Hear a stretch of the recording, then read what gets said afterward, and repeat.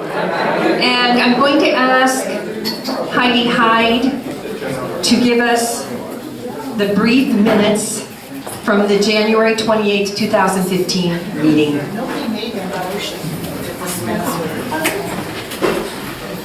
That's okay, they're going to be very brief.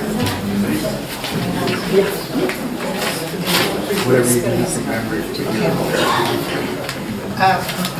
This is the annual meeting, January 28th, 2015. The meeting was called to order by Barbara Johannes. Heidi Hyde read the minutes of the January 22nd, 2014 meeting, and they were approved as changed. Treasurer's report, Paul Hinman submitted the 2014 financial report in the January newspaper. The nominations were presented by Mary Crowell. They were Barbara Johannes, President, Marcia LaRusso, Second Vice President Membership, Paul Hinman, Treasurer, Heidi Hyde, Recording Secretary, Elizabeth Mamatri, Parliamentarian.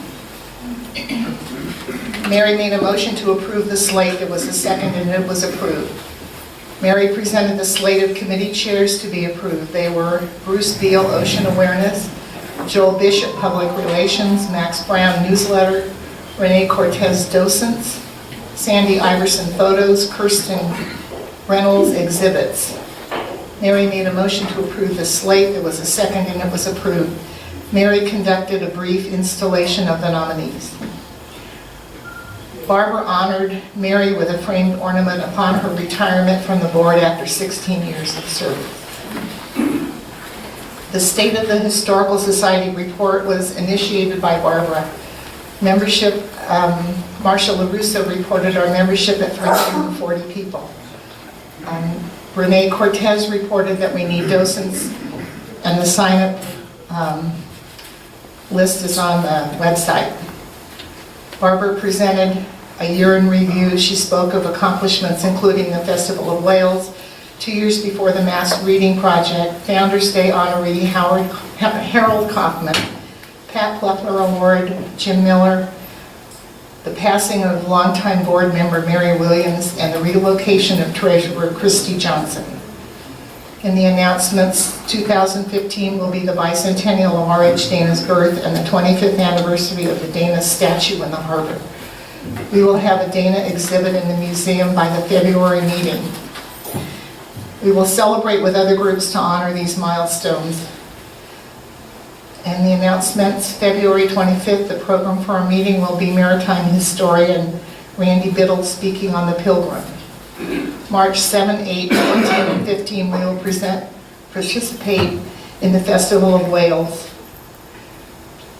March 27th through 29th will be the two years before the Mass Reading. Elizabeth Mamatri introduced her committee. Joel Bishop presented the Pat Pluckler Award to Dick Dietmeyer. Several people, including Betty Burnett, Mike Dunbar, Wayne Rayfield, and Jim Miller spoke of Dick's long involvement in the community. Barbara presented the proclamation and award. Joel Bishop made a motion to adjourn at 8:30. Thank you, Heidi. Do I hear a motion that the minutes be accepted as read? Move to approve. Is there a second? Second. The minutes are approved as read. The financial report for 2015, Paul Hinman.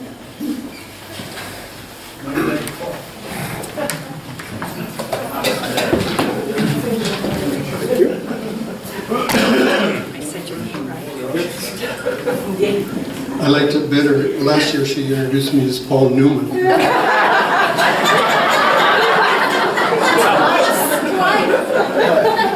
In my dreams. Anyway, in your most recent edition of the Droger, there was a 2015 Treasurer's Report, and I don't think I need to go through it all here. You should have a copy of it. If you don't, there are some copies on the far edge of the stage there you can pick up. I can give you a quick synopsis if you didn't get a copy. Briefly, I can tell you that despite some extra expenses because of the programs and events celebrating the bicentennial of Richard Henry Dana, We finished the year with nearly identical cash position as we started. The small deficit we had was covered by reserve funds. I should also note that a committee comprised of board members will internally audit the 2015 cash flow and present the results for approval by the entire Historical Society board. Any member who wants to examine the cash flow and banking summary may do so by contacting the society and making an appointment during the next 90 days. One other item I'd like to bring up is the Kroger Corporation, who's the owner of Ralph's. As part of their community outreach, donates cash contributions to charitable 501c3s, which we are. All it requires is that the next time you're at Ralph's, hand the checker a barcode, which I have about 40 copies of back here, and they'll scan that in, and then we get a percentage of your purchases for a year. And it's like free money. Doesn't cost you anything, doesn't affect your bill at all. And we used to have 20 families signed up, and it's down to 10. The problem is you have to re-up every year. So I urge you to pick up one of those copies, and if you want, I can come around and pass them out. So please do that and get re-registered. Also, I've gotten a lot of checks tonight for re-upping membership, so if anyone feels the need to do that, I'll be glad to accept that too.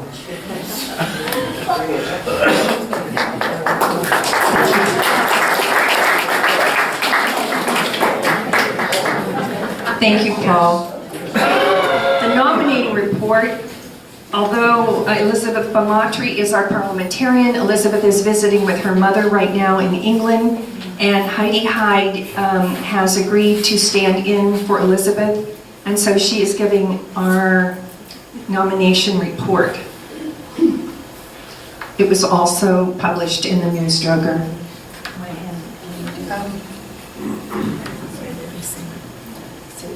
You're just reading the A-list right now. The nominations for officers to be elected in 2016. The first vice president position is vacant. We are encouraging anyone that feels that they can represent this position to give us a call. For third vice president programs, Bob Minty. If you would also come up now. And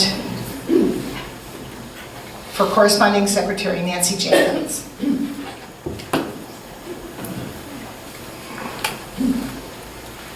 Are there any nominations from the floor?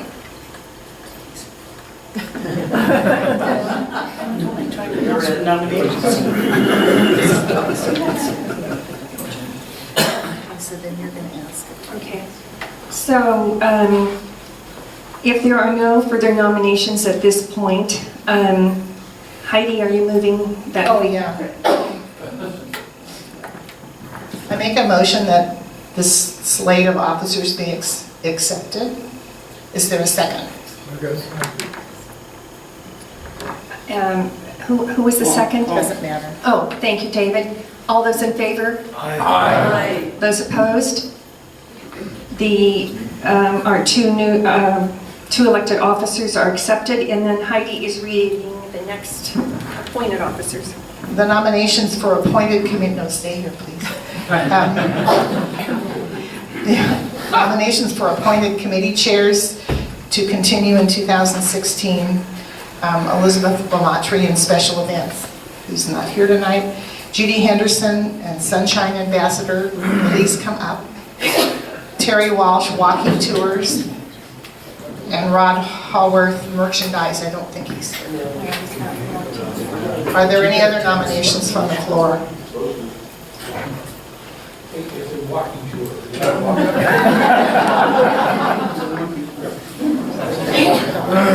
So then you have to ask. Then, yeah, you'd like to move. I'd like to make a motion that we accept these committee chairs. Is there a second? Second, Dick Niemeyer. It's been moved and seconded that we accept the chairs, and all those in favor, please say aye. Aye. Those opposed, same sign. Okay, Terry, stay up here. So, we're sorry Rod is not feeling well this evening, and that Elizabeth is out of town right now. She holds two hats though, and the other one she's still good on. And I wanted to mention that Judy is our a director emeritus, and so she really is just being approved as Sunshine Chair, but she would be a director anyway. Now, to install these officers, directors, we have with us tonight a former president and city councilman, Carlos N. Olvera, who will install them.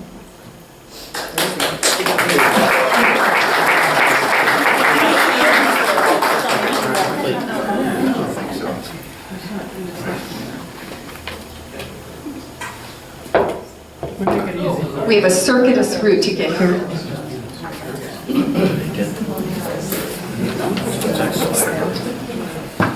When I get the command to install them, I'm picturing in my mind, put them in what? Not a summary. Yeah, not a summary. I have my script here that I will read, but I want to do one thing first because of one person that's standing up here. This is the first group meeting. Has the announcement been made, Terry? You want to do it? He's going to steal my thunder if I don't. Terry is also being honored next Thursday night as Citizen of the Year by the Dana Point Chamber of Commerce. So would you please give him a round of applause?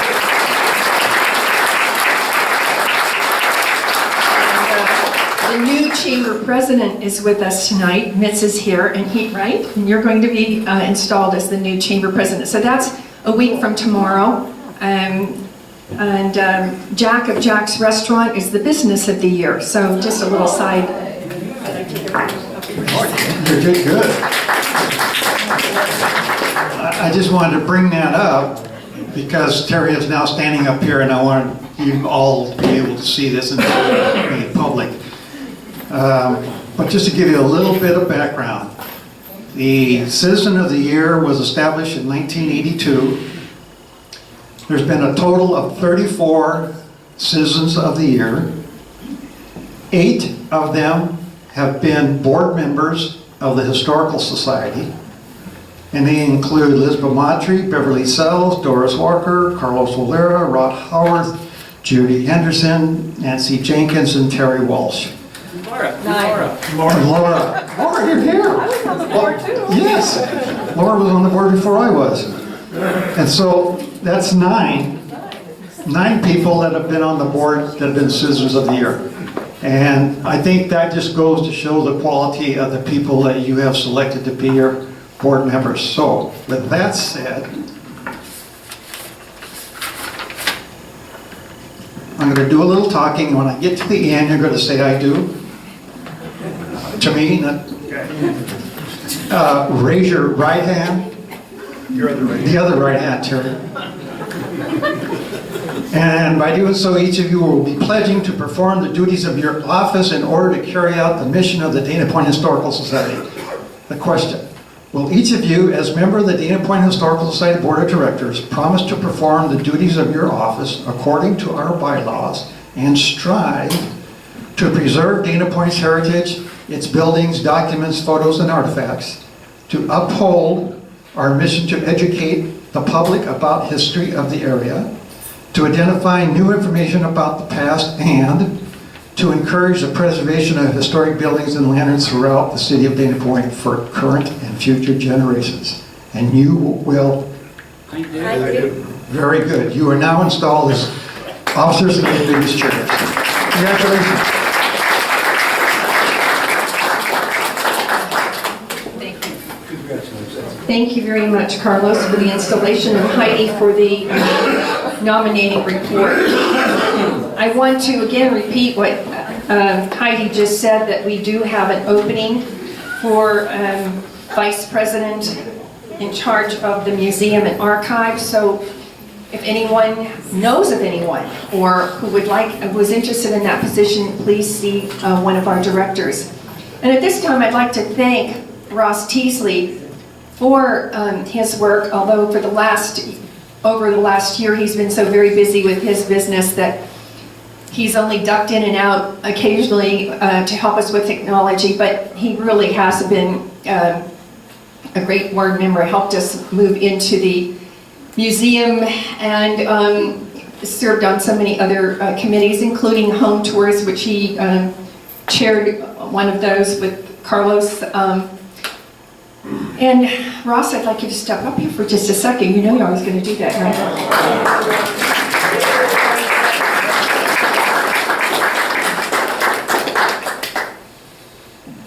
So this is what you meant when you said it won't really be on the agenda? Well, you are. And so, thank you very much for all you've done. I get a hug. Okay. And the things in that bag are to help you remember that you promised to come back to us when business slows down and you're ready. You said in about 2 years. I remember that.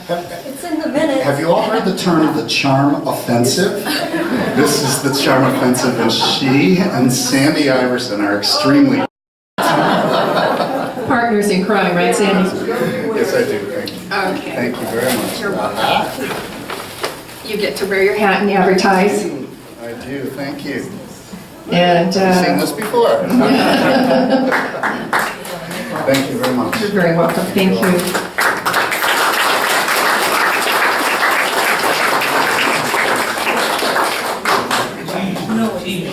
And again, Carlos, thank you so much for the installation. State and Historical Society report. Well, you heard from some of our officers. We're financially in good shape. Marcia LaRusso is our membership chair. Marcia, would you stand, please? And while she's on her way up here, I can tell you that unless you're a life member, your dues are due in January. And Marcia has more to say about that. Okay, this is the commercial break. So all of you who are not lifetime members or honorary members, your dues are due. So January. And anybody who needs an envelope, if you would like to take an envelope tonight, and then you can mail it back to us. So thank you. Thank you, Marcia. And if you did not pay your dues all last year, you were taken off the Newsdroger mailing list. So if you didn't get a Newsdroger, there are extra ones on the stage here tonight because we want you to have one and we love you. And then docents. We talked about docents a little bit. During the year, Rene Cortez resigned from the board due to his schedule, and now he's working at least part-time with the city of Dana Point, and is involved with the Nature Interpretive Center. So that's another vacancy we have. Our directors have been great docents, but sometimes we've also asked for other people to help, and we would really enjoy anyone who's got some time to give us a couple of hours a month as a museum docent. Mary Crowell is there most Tuesdays. Linda Moore has been a great docent, and Linda Wave here. And also Robin Valles, and I don't think Robin is here tonight, but they've all three been great. And if it's a quiet day and you don't have any visitors, you can catch up on your emails or whatever. But we have things for you to do in the museum if you are willing. And I have written in the December and January Newsdrogers pretty much a review of the past year. Some really neat things stand out. One of them was the December 6th bicentennial plaque dedication, and two young ladies from, they were 5th graders from Richard Henry Dana Elementary, unveiled the plaque for us as Supervisor Lisa Bartlett read the words on the plaque. Word I wanted escaped me just then. Inscription.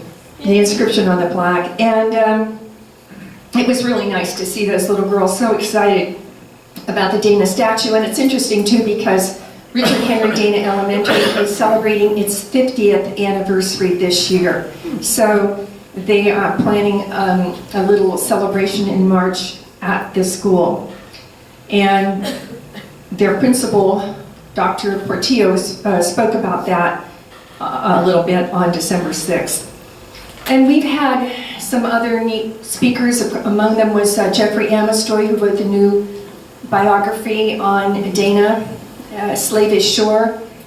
He was one of our speakers. Randy Biddle was another one who was very interesting and introduced us to Dr. William Brown, whose model of the Pilgrim we purchased, and we are now working on a new case for that lovely model of the Pilgrim. We didn't realize that there are so many different people who design models, and they have to research the dimensions of the ship when the ship no longer exists. And so they go back and they do research on the tonnage, how many hides it carried, that kind of thing, to try to figure out what the dimensions were. And there are more than one set of model plans or dimensions, and ours is not the one that Randy Biddle has done research on. So it's interesting to hear him talk about those differences between the two and why they are different. So our exhibit chair, Kirsten Reynolds, and a number of us are doing some research right now on a new case for the Pilgrim model that we purchased this year. Another interesting thing that I mentioned in the last Newsdrucker, the January Newsdrucker, is the plans for a Hobie memorial sculpture here in Dana Point. And the newspaper had it a little wrong. They said that we had written a $10,000 check when actually we wrote a $1,000 check for a donation to the Hobie Memorial Committee with the promise of a balance of $9,000 when the location of that statue is approved. And there are members with us tonight who sit on the Hobie Memorial Committee. And I believe they did a presentation tonight to the Arts and Cultural Commission. Is that right? They were on the agenda for that. And so I know Donna Jost, who's the secretary, is here. Where's Donna? She's still here? Yes, way in the back. Way in the back. There you are. Okay. And so if any of you were interested, Donna's sitting at the back, but I have a little bit of information up here on the stage. And I know Donna and Lance, who's an architect, who's the artist, would be interested in talking to you more about the statue. For our $1,000 donation, we received in recognition a glass sculpture that's sitting here on the stage. And it's a very small depiction of what this statue is going to be like. It is going to be life-size. So a life-size Hobie 14. And there are photos there of Byron Kurt, who was a colleague, a friend of Hobie's, who, as we tried to describe in our last Newsdrucker, is modeling Hobie as a company called Hexagon is taking the measurements of the Hobie 14 and the person sealing it. And this will eventually be turned into a sculpture.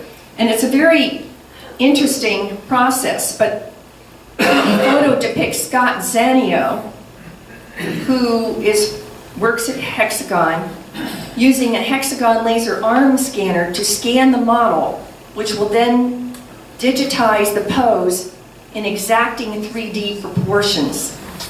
Later on, this is modeled into clay, so Lance and his team can carve the detail. It's covered in clay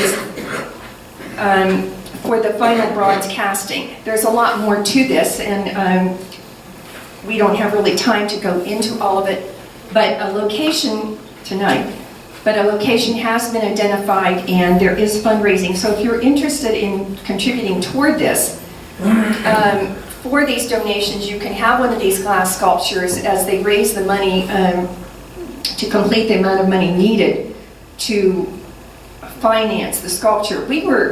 Your board was inspired by the fact that the San Juan Capistrano Historical Society back in the late 60s decided to remember Dana with the sculpture, and then Les Remmers and members of the San Juan Historical Society went out and over a 4-year period of time raised more than $20,000 for the Dana statue.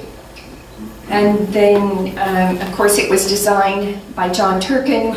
It was sculpted in Italy, and shipped back here, and now all that story is, well, it's not in the news, Droger, but it was at the program, in the program for the December 6th dedication.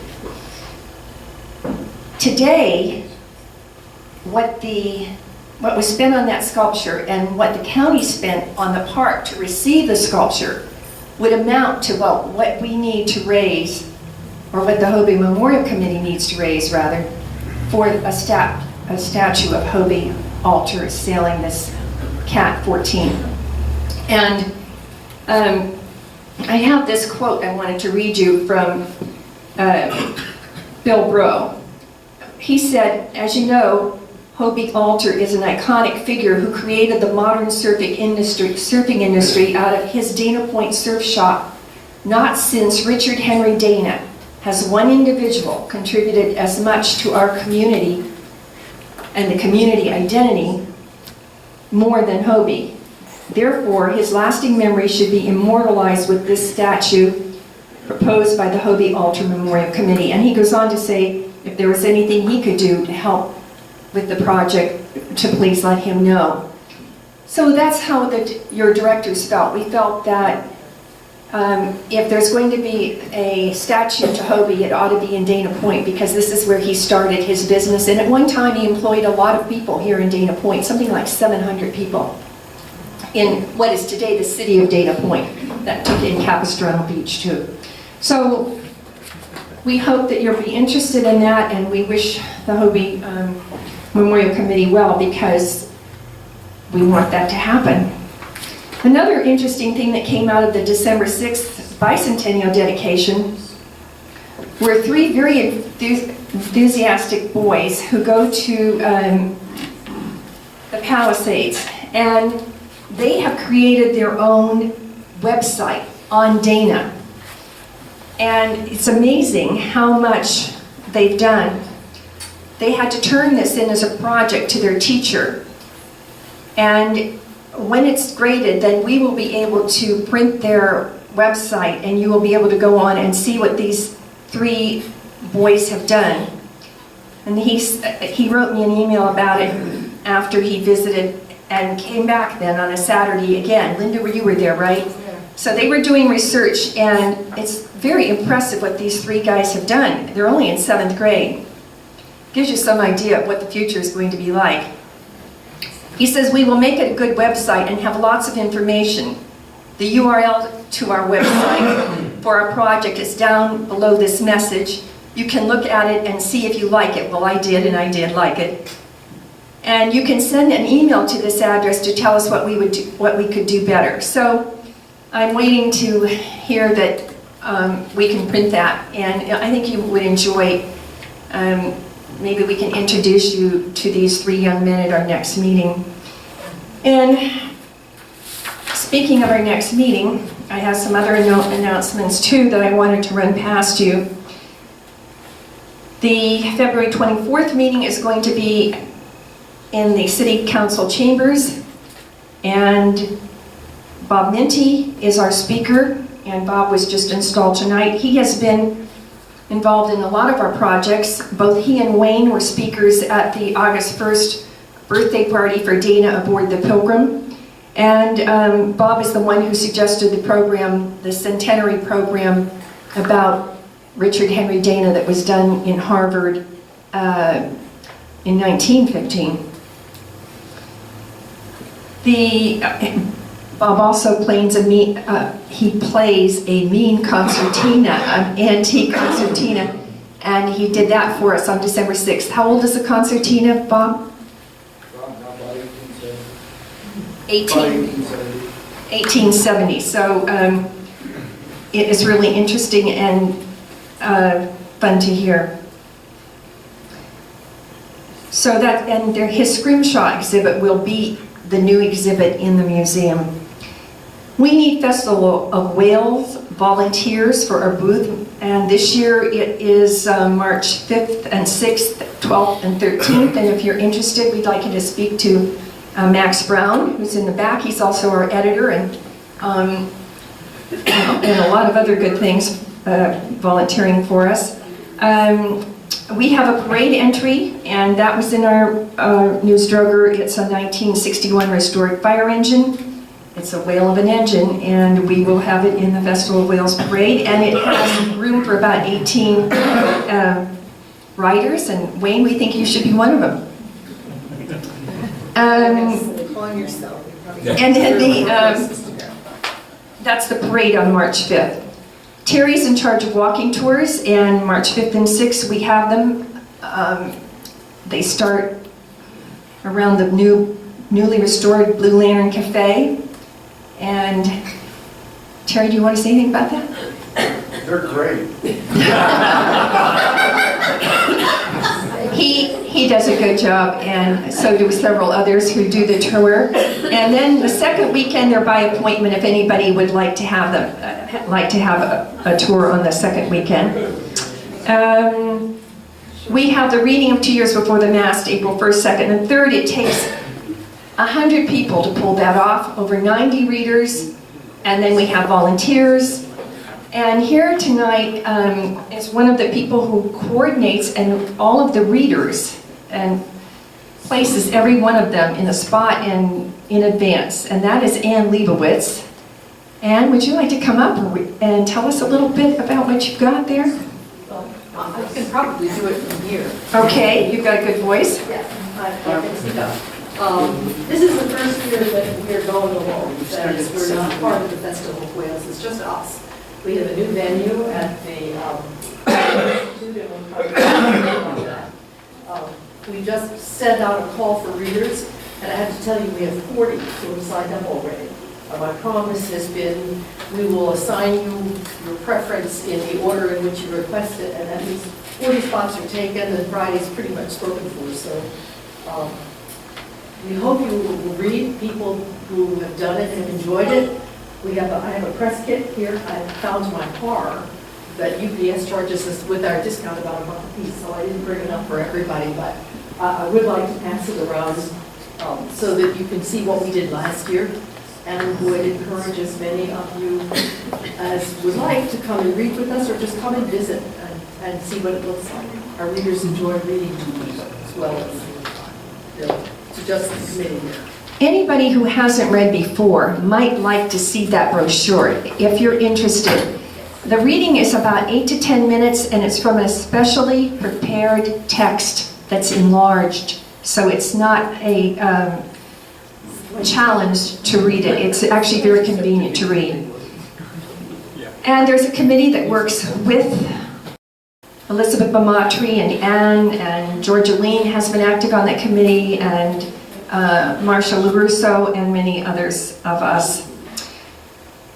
And that, in addition, we had a wonderful home tour this year, and I think many of you came to that. And I want to again thank the home tour committee and my co-chair, Sandy Iverson, for a very successful home tour. The vertical pole banners will be installed this mid-March after the Festival of Wales banners go down. I just got an email about that from the city. They'll be up for a month till mid-April, and so they will be up and calling people's attention to Dana, which is what we're all about, celebrating our history. There's more to say, but there's not time to say it. And if there are no other critical announcements, then I would like to have a motion to adjourn the meeting so that I can turn the meeting over to Nancy Jenkins and her committee to present an award to Wayne Rayfield. Is there a motion that the business portion of the meeting be adjourned?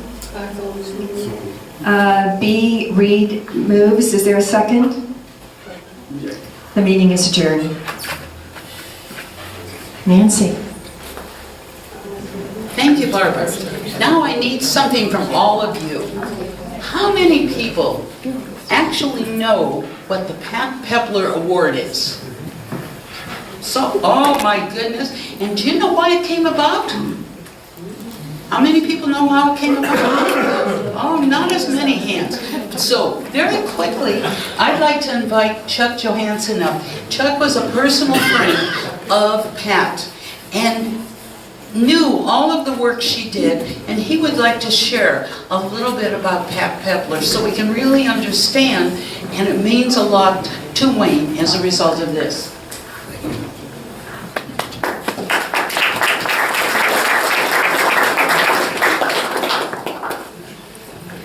Pat and I were friends for years.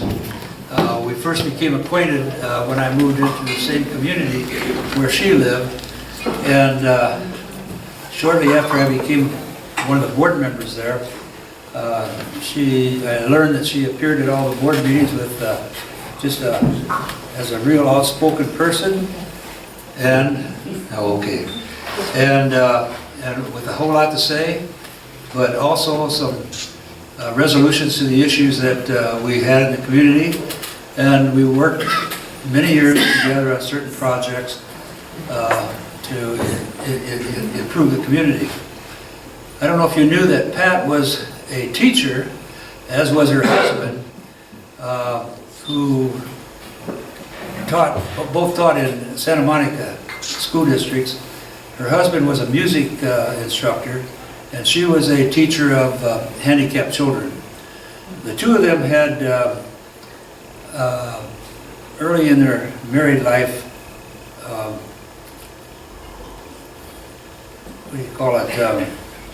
adopted a couple of at-risk children, and one of the boys was able to make it to the ceremony that we had at the community center upon her death.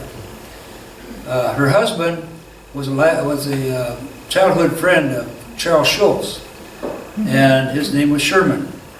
And a character was named after him, Shermy. You may be aware of Shermy, and appears in all of the Peanuts presentations and so forth. I think the best way for me to kind of give you an idea of how Pat was remembered is to refer to the eulogy that was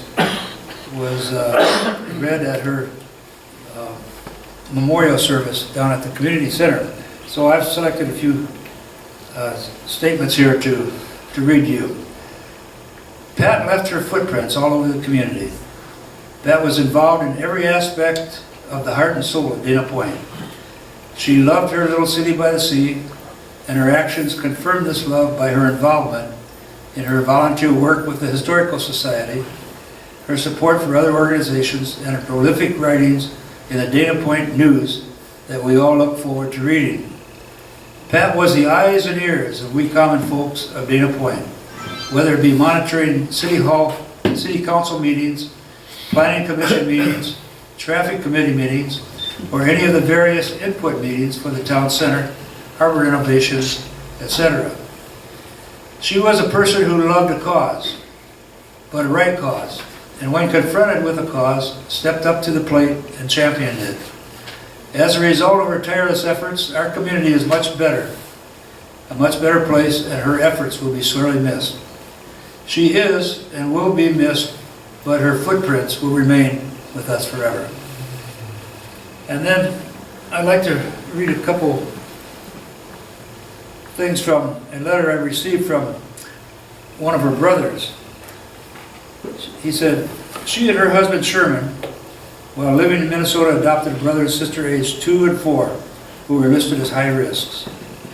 She was a teacher of emotionally disturbed children, and I did not realize until her memorial service the difference Pat made at Dana Point, her friends, family, and even some political adversaries. I do not want to see Pat's spirit vanish from Dana Point, so I am donating some money from Pat's estate to the Dana Point Historical Society. I want it to be used for a yearly citizenship award for the individual or group that makes a difference in Dana Point. I hope those touched by Pat's efforts will continue her spirit of active citizenship. John Hickman, PhD. I got well acquainted with the two brothers after Pat's death, as they had the estate to settle, including selling the home, and then we arranged for auction to sell off her personal items that they did not care to keep. As a result of his letter here and his commitment to the Historical Society, we as a group at that time, a committee, established the following criteria, which shall be used to select the individual for the award. Number 1, active in the community. 2, a conscience of Dana Point. 3, footprints all over Dana Point. 4, active in protecting the harbor. And 5, follow city council meetings. And 6, positive activist in the community. So that is a criteria on which all of the recipients have been given this award. Unfortunately, not unfortunately, she always asked me to critique her articles that appeared in the local paper. And on March 19th, she sent me the last article to be submitted. In it, unfortunately, I gave a copy to the newspaper, but for whatever reason, they failed to publish it. But I've made copies of it, so most of you will be able to, if you can share with the couples that are here, and I hopefully have enough. If not, we can make more copies and pick them up at the Historical Society. Thank you.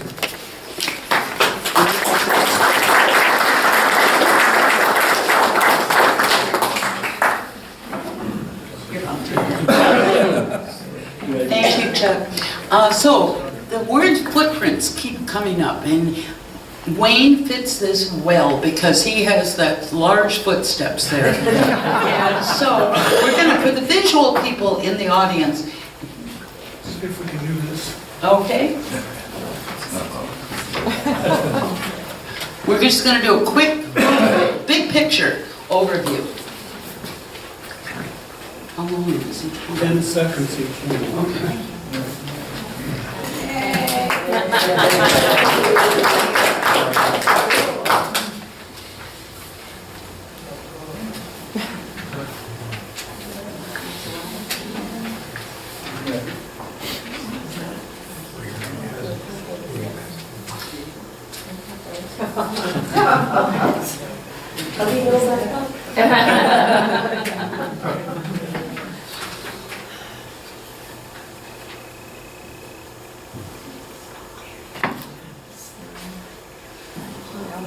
Alice.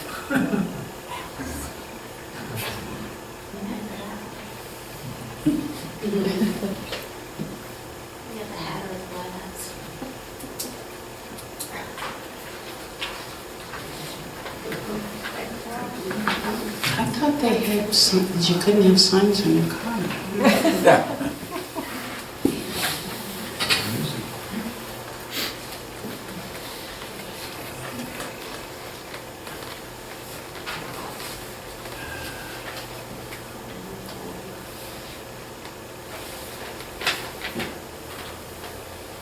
What is the date, 2009? What's happening? Turf removal. Ocean Institute.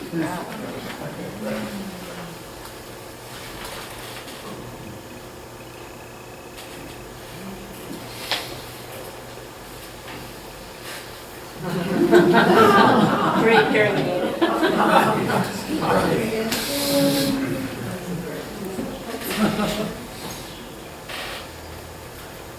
Last year at this meeting.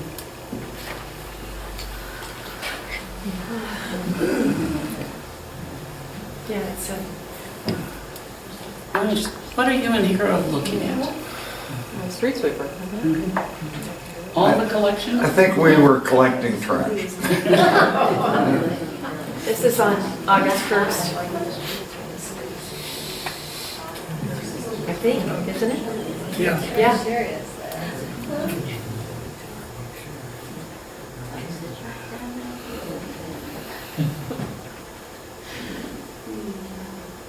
Coffee chat.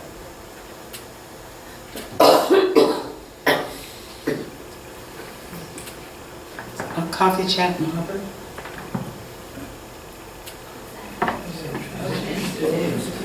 Everybody's wondering where this is. 10-minute now. So you might have a fight of which truck he rides in for the parade.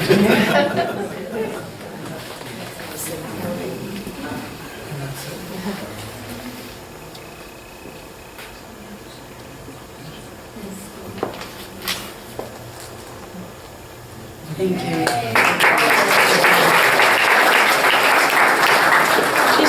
They say pictures are worth 1,000 words. We just have a few people here that have been important in his life. I've been a part of his footsteps all over Dana Point.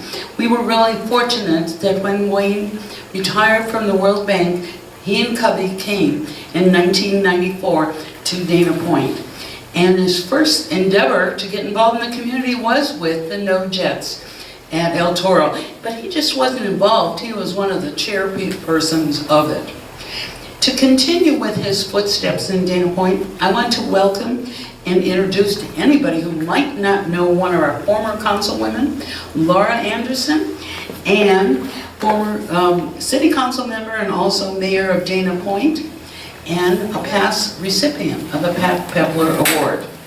And Laura lives in Huntington Beach now, but her heart is here, I'm sure. Always, always, always with all of you too. And I just want to, acknowledge too Pat Pepler, for those of you who might not have known her. Boy, was she a firecracker. It's rare that you have someone who is so involved, so engaged, cares so much, sitting in the audience at council meetings, giving you the eye, and also certainly has constructive criticism, not just criticism, but constructive criticism. So I felt very fortunate to have Pat and her perspective and her take on things while I was on the council. Are any of the three new council members here? No? Well, I don't know what they'd do if they had Pat in the audience. But she was definitely a big influence, of course, on Dana Point and a lot of us here today. But we're talking about Wayne tonight, Mr. Rayfield. Wayne has been so involved for the last 2 decades. I mean, it's remarkable. I don't know if we've ever had anybody who has been this consistently involved in Dana Point and civic affairs for over 2 decades.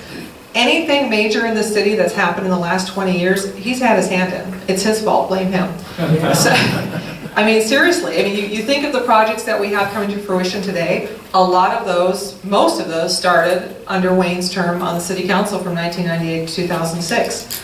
I got a retrospective here and I was going to highlight just the important stuff, and I ended up highlighting almost everything on the page. I mean, it is remarkable. You forget how much you accomplished over time, and it's absolutely remarkable. Some of the highlights of Wayne's city council career, of course, he came on in 1998, and some of us like to call those the dark ages, or the years of deferred maintenance.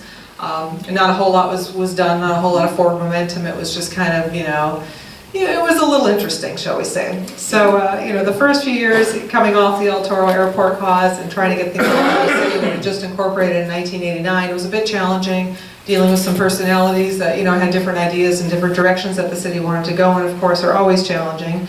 It was also a time of turmoil on the staff. under Wayne's tenure. He went through 3 city managers. We had an interim city manager and a city manager change. So there was a lot of work to be done. It was not an easy time to come on the council, certainly, and really a pivotal time in shaping the future that Dana Point was going to become, having only been incorporated since 1989.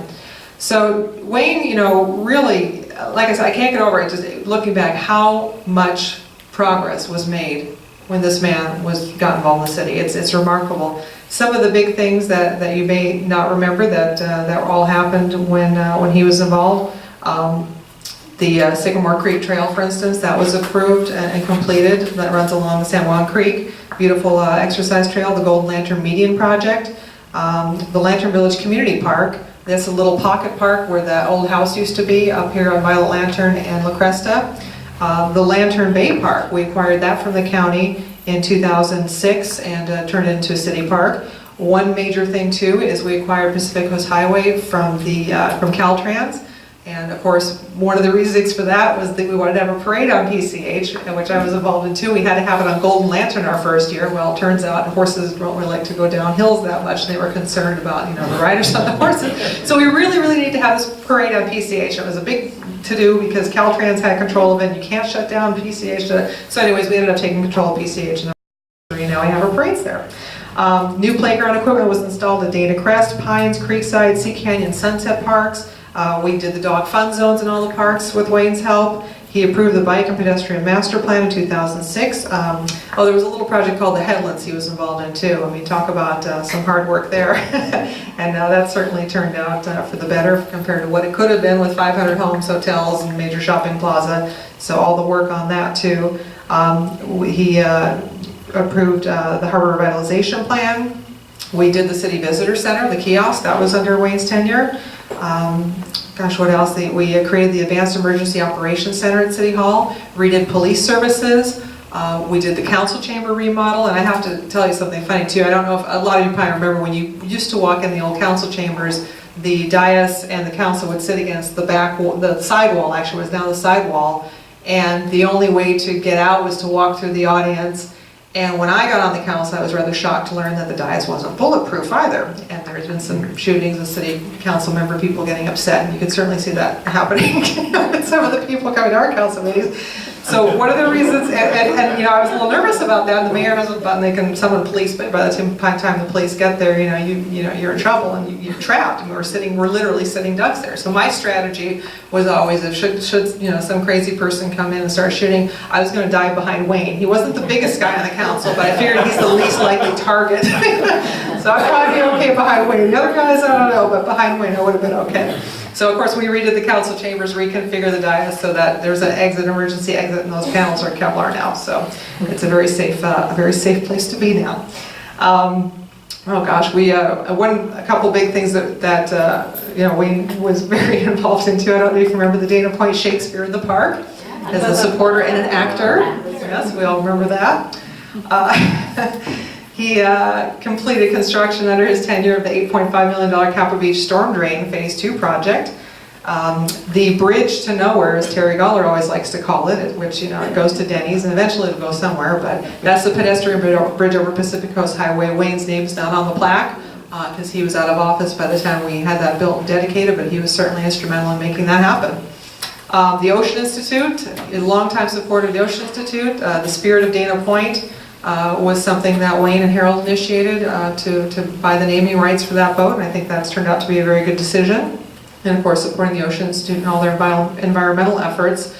You know, and the environmental efforts that Wayne really started in the city were groundbreaking and not done by cities before. You know, they laughed at us here in Dana Point because we were looking at doing end-of-the-pipe solutions to try to clean up our beaches, like the Salt Creek Ozone Treatment Facility. In Monarch Beach, and to treat the runoff. We were having major pollution problems. We don't anymore because of that and some of the other efforts that Wayne and his team have done. But that treatment plant was recognized by the American Public Works Association as one of its projects of the year and awarded the Helen Putnam Award by the League of California Cities in 2006. It's an award-winning project and it's working, and everybody was laughing at us, you know. Yeah, I bet they're laughing now. We also, because of our increased efforts to reduce runoff pollution, removed Baby Beach, Monarch Beach, and Salt Creek Beach from the federal list of impaired waters for bacteria. That's pretty huge. I mean, you know, we have a strong tourism industry here in Dana Point, and we don't need polluted beaches, so I think that was extremely important. And that really kind of set Wayne off on his path now with the Water District and continuing his efforts for better water quality, of course, through that board as well. Another really, of course, huge thing that I had the privilege of working with Wayne on during his tenure was the town center plan. And, you know, you talk about Wayne's longevity, you know, he's got a knack for communication. He really is you know, just a wonderful person to be on a board with. What gets him through and what strikes me over and over again is his patience. Oh my gosh, I don't think anybody else could have chaired those meetings. I was the vice chair. We had over 30 meetings. We did notices, public notices, newspaper articles. We had banners hanging up. We did phone calls. I mean, we did everything under the sun to try to let everybody know about these meetings that we're having about the town center. And sure enough, almost every meeting, somebody would come in with a head of steam, meeting 27 in the process. How come I didn't know about this? You know, and I mean, I would have lost it. I mean, I would, you know, I'm sorry. You know, do we need to come to your house, pick you up, get you dressed, drag you over to these meetings, and sit you down and tell you all about it? You know, it was just, I mean, you want to tear your hair out. I mean, we've been going at this for so long. Those of you on the town center committee know. I mean, we were getting old, okay? And these people would just go, how come I didn't know about this? I had to hear about this from my neighbor. You know, because you live under a rock, read a newspaper, look out your window. I mean, you know, I just, you know, but Wayne, to his credit, every single time, and I was waiting for him to snap, he never did. He always very patiently explained, well, you know, we've been doing this for a while, and we are eager to hear what you have to say. We welcome your input. I mean, it was remarkable. I don't know where that patience comes from. I admire that patience, and I don't think anybody else could have chaired the meetings, because that was a long process with a lot of opinions to be heard, and it certainly turned out very well. And I think it's largely because of you and your efforts in making sure that everybody felt heard and the communication was there. And of course, now we're seeing the plan come to fruition in our beautiful town center. I'm sorry, I cannot call it the Red Lantern District. That just drives me nuts. I will call it town center, thank you very much. So, you know, but again, you know, one of Wayne's biggest, another thing Wayne did was the bike race too. I know the bike race has taken on kind of a life of its own, but the guy who kind of got the whole thing rolling was Wayne. After a conversation with Roger Worthington, now we have the Dana Point Grand Prix. I mean, it's, you know, it really is remarkable when you look back how many things can be traced back to Wayne's influence and Wayne being here. I mean, it is amazing. Over 2 decades, if something happened in this town, he was involved somewhere along the line. Check the notes, check the minutes, his name's gonna pop up. It really is amazing. You know, he was also on the chair of the Ocean Institute Board, and that's been an ongoing love of his to see that whole you know, facility just get built up with the Mattie James Seaside Learning Center, with the developments that they've made there, all the kids that have gone through there and had great educational programs, really, you know, bringing home the necessary mindset for water quality. Really starts inland and then ends up here, but what you do inland is going to be impacted at the beaches. So please, you know, help keep our beaches clean. I think he's done a great job in all of that. You know, I have in my notes here, considers El Toro one of his biggest accomplishments, stopping the airport, and certainly that's definitely contributed to our quality of life greatly. But there's so much more, and there's more to come. I mean, it's absolutely remarkable what he has accomplished. You know, it cannot be understated. You know, it's a huge body of work, something you should be extremely proud of, and definitely left your footprints, paw prints, everything, you know, fingerprints all over Dana Point and beyond because of your influence. And I think we're all very, very fortunate that Wayne and Cubby decided to land in Dana Point and get involved and make a difference. So thank you. It's been an honor to serve with you, sir.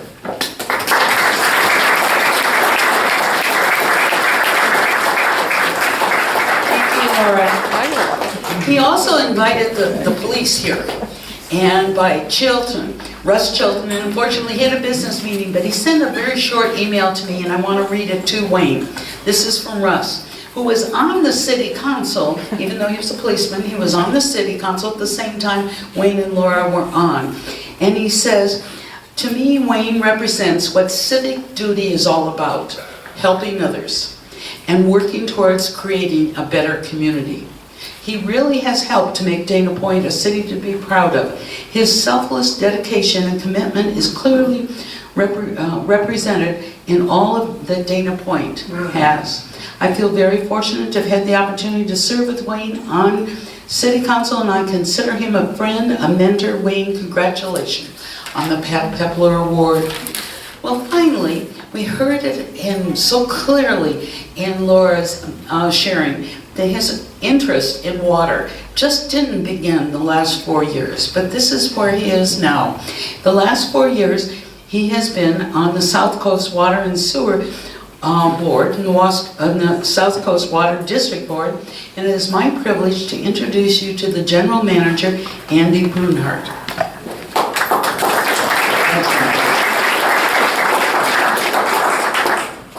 Before I start speaking, I must tell you the secret of patience and where Wayne developed his patience. As you know, he's an engineer. So, in engineering school, sooner or later, you get to a class where you don't know what the heck is going on. You just don't get it. And the only way to pass that class is to persevere, have patience, and be dogged about it. And that's how come engineers develop patience. It's from school. It's my pleasure to be here today and this evening. I was thinking what to say. And so there's so much that I could say about our president of our board of directors that I thought I'd talk about things that you might not know. I also know there's other board members in the audience, and I think Wayne would be the first to say that no one does anything by themselves. It takes always, wherever you are, a team. But it does take a leader. And certainly at South Coast Water District, for the many years, at least the last several, that Wayne's been president, he has been the leader of the board. So I wanted to share a little bit about then and a little bit about now. We mentioned the town center, which turned out fabulously. But the first thing in that whole project was the unsexy part, and that was digging up the streets and putting in the water and sewer lines. That would not have happened if Wayne and the board hadn't voted with courage to do that in advance and appropriate or approve the money so that the city could jumpstart and create the fabulous platform we have today of the future. We have a little problem in our recycled water, and that is we created in back of Ben Brown's, east of Ben Brown's, and I won't get into specifics, but the water has got too much salt in it, or had too much salt in it. And some of our very large recycled water customers left us. In fact, the golf course left us because salt in water on golf course greens doesn't work.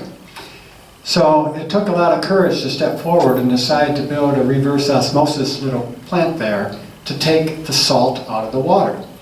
And we finished that about a year ago now, and we took the salt out of the water, and that was successful in bringing recycled water customers back. As one little example, Ben Brown's has reduced their potable water use by 96%. Because they no longer irrigate with potable water. Why is that important? Well, we're in a drought. And if they're using less potable water, who uses it? Our community uses it.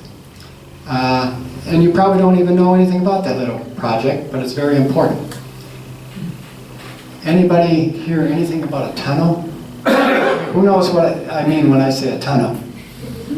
About a third. Looking forward to it, too. Looking forward to it. Okay, 3 Arch Bay down to Lisa Beach. In the bedrock is a tunnel. And what's in that tunnel, which was built in the 50s, is a 24-inch sewer pipe. Remember I said 1950? Well, it's time to redo that pipe. And we've been studying that and studying that and studying that. And finally, we're getting there, and we're going to be replacing that pipe in the very near future. But that has not happened without Wayne and the board leadership to drive that through tenaciously in the whole planning process. Why is that important? Well, 60% of the flow in that tunnel comes from Dana Point. It is treated elsewhere. It's treated in back of Ben Brown's, but it's where we give our best, and it flows down through the pipe.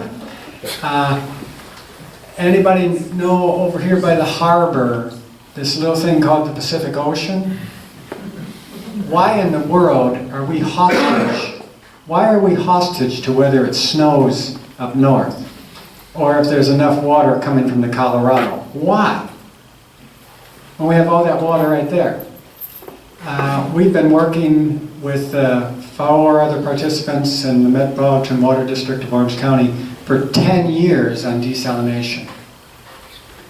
10 years. All very important planning steps. But we reached a point where folks were no longer committed. But South Coast Water District was committed. All the board members were committed under Wayne's leadership. And we decided we are moving forward. We have one partner, Laguna Beach, right now, but we are going to bring desalination to reality by 2019 so that we are not hostage. Now, there are those that say too much. There are those that say, you guys are crazy. I hope I'm around in 25 years when that plant is humming and others don't have water because there's 10 million more people coming to California. Because Dana Point and our sliver of San Clemente and our sliver of San Juan Capistrano and South Laguna Beach will have water. And that is fabulous. And I thank so much Wayne for his leadership. Dick, when he was president, and the rest of our board, because it takes 5 folks to have a lot of courage to say we're going to do that. I was told I have 3 minutes, and I already used 4, but I want to share 2 things that I'm pretty sure you don't know. In the water business, things take money. There is an outfit called the South Orange County Watershed Group, and there's an executive committee. I'm not going to bore you, I'm just going to say that the executive committee makes grant application decisions.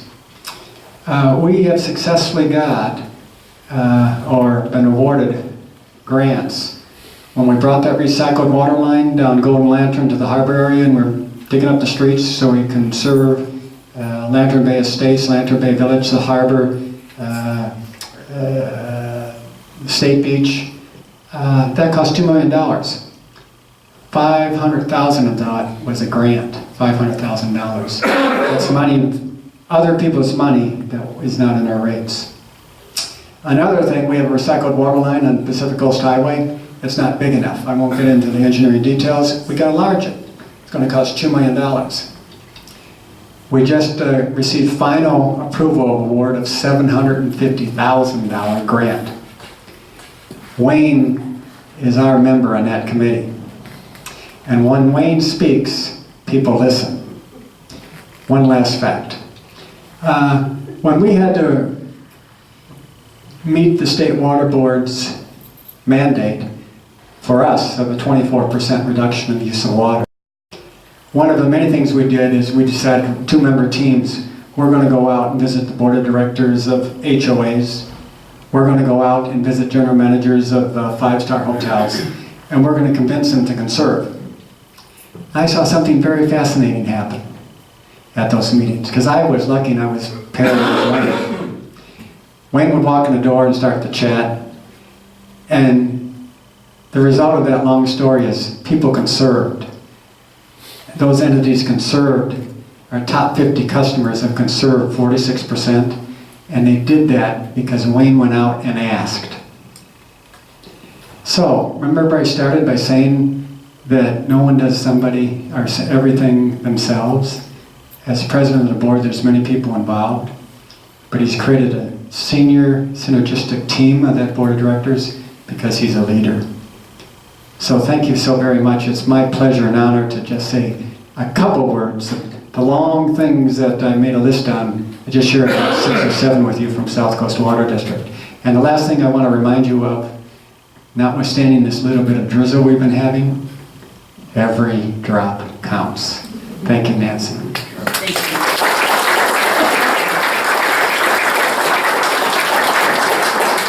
So we've heard about all of the endeavors that Wayne has created and been responsible for in all of his elected capacities, but I'd like to share just one last one with you that just last week we had a meeting, and in that capacity another task came up, and I said, well, I could do that.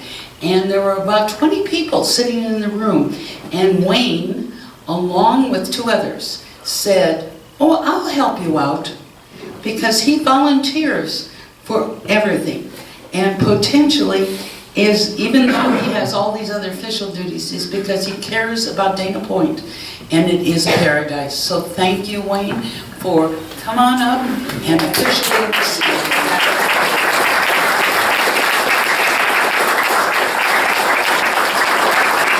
Thank you all.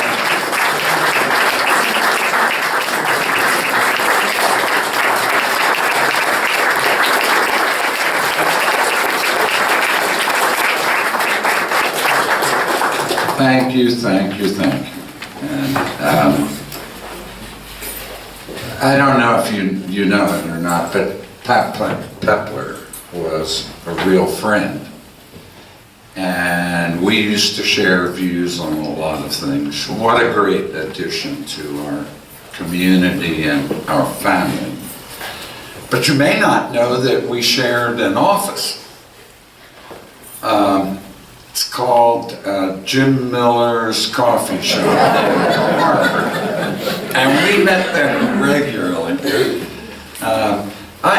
You know what, Laura, though? Pat never made eyes at me in the council meeting, so I don't understand. Eagle eyes. I really want to pick up on a theme that Andy mentioned. I really do love this community, and one of the reasons I do is because of the love in the community and the compassion in the community and the caring in the community. And everything that's happened over the last couple of years or 20 years has been the community working together. Whether it's building the salt treatment plant or making the Mattie James Seaside Learning Center a reality, making Town Center a reality, conserving water, it's everybody working together. So the real thanks tonight need to go to all of you and those who are not with us anymore. People like Bev Sells, Doris Walker, people who made such a difference and who were so helpful all along the way. And if I could leave with one request tonight, please get behind us. Please support your grandchildren and your grandchildren's grandchildren. Let's make the Pacific Ocean a source of our water. Remember, we're at the end of the pipe. When the pipe goes, we won't have water. We need that ocean desal plant. Please get out and talk to your neighbors, talk to folks in other cities. Let's make it happen. Thank you again.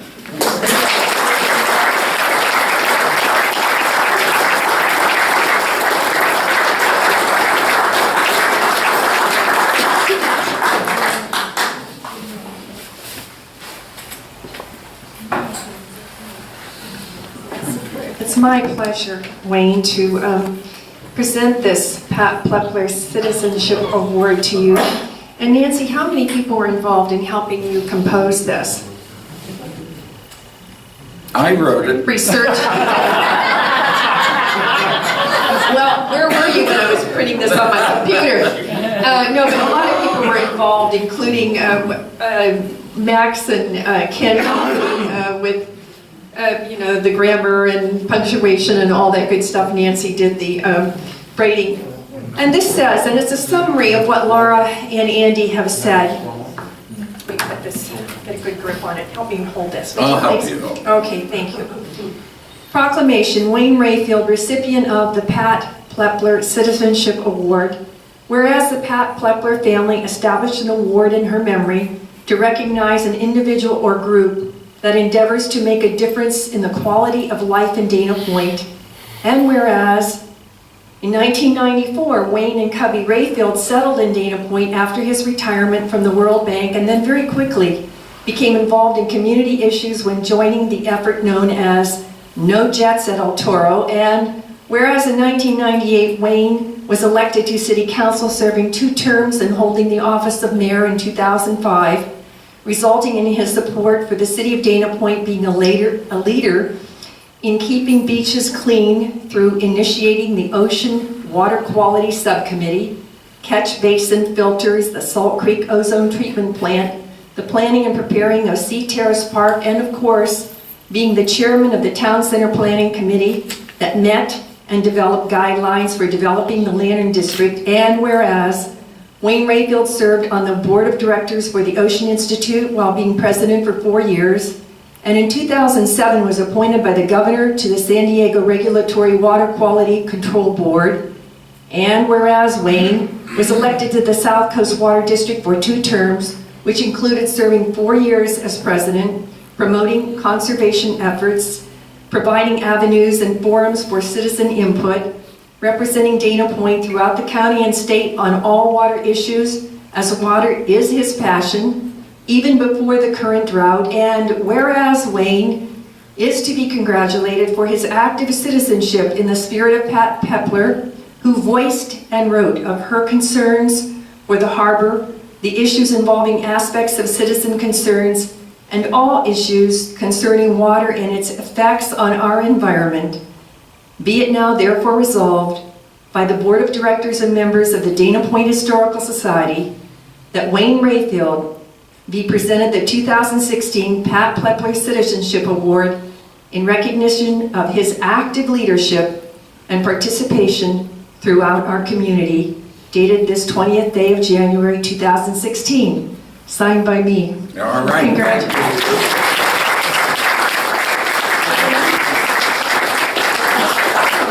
Little note for your award. All right. Thank you. Congratulations, Wayne. And thanks to Chuck Johansson, Laura Anderson, Andy, and especially Nancy. Brad Fowler? And Brad Fowler. Brad, did you want to say something? As I said at the council meeting, my boss says I'm not supposed to say anything.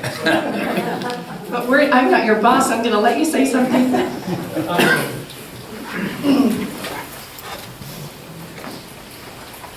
Yeah, I worked some with Nancy here, and it's always been such a great friendship to work with Wayne. He was the leader of the band here when I came with the city, and it's been such a pleasure to work with him throughout this time. It's to be able to help take the diamond in the rough of this Dana Point and continue to make it shine more and more each year. So thanks, Wayne. Thank you, Brad. Thank you, Brad. I just want to add, together with all of you, my congratulations, but I also want to say that in my, I guess 3 years as president of this organization, when I have called or emailed Wayne, what amazes me is as busy as he is, he replies, he calls back, and he helps. And I really have appreciated that help. As recently as August 1st, when you were part of our program for the bicentennial. So, thank you. Anyone else want to add their remarks? Well then, you can personally congratulate Wayne. Thank you for coming this evening. Good night.